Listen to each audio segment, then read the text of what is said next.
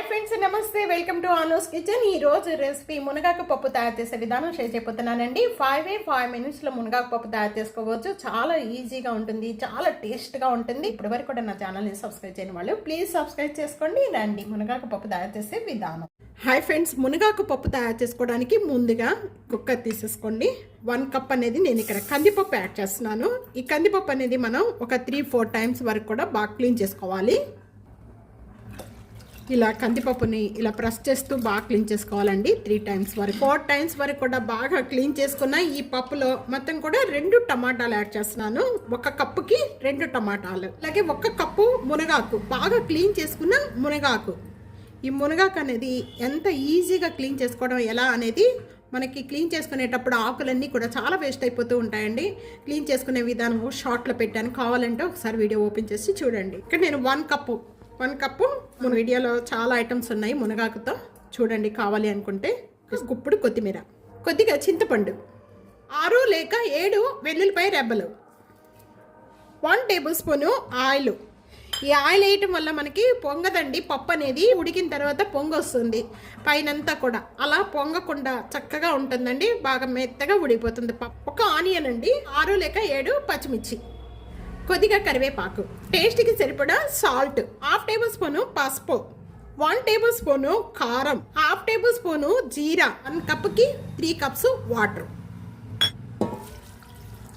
Water add చేసిన వెంటనే కూడా ఇదంతా ఒకసారి బాగా కలిపేసుకుందాము. 5 లేక 6 విజిల్స్ వచ్చే వరకు కూడా కుక్ చేసుకున్నారంటే అసలు పప్పు అంతా మెత్తగా అయిపోతుందండి.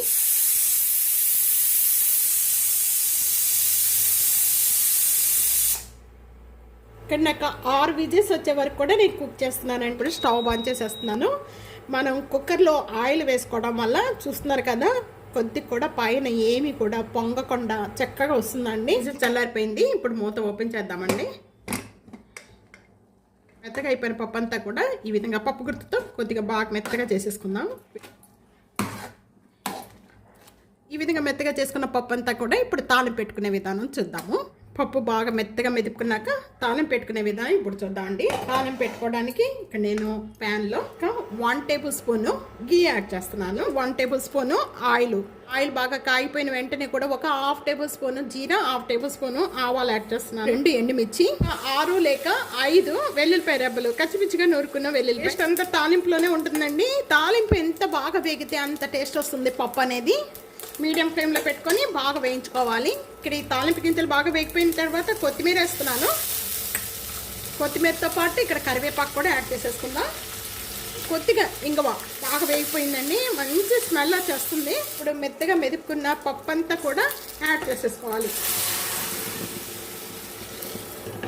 యాడ్ చేసుకున్న వెంటనే కూడా మూత పెట్టేసుకోండి.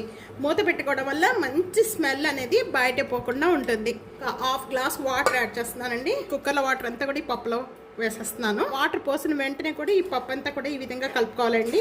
స్టవ్ అనేది బంద్ చేయొద్దు. స్టవ్ బంద్ చేసేస్తున్నాను. ఒక బౌల్లోకి యాడ్ చేసేసుకుందాము. మునగాకు పప్పు రెడీ అయిపోయిందండి.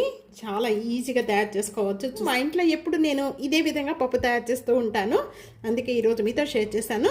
మునగాకు పప్పు రెడీ అయిపోయిందండి.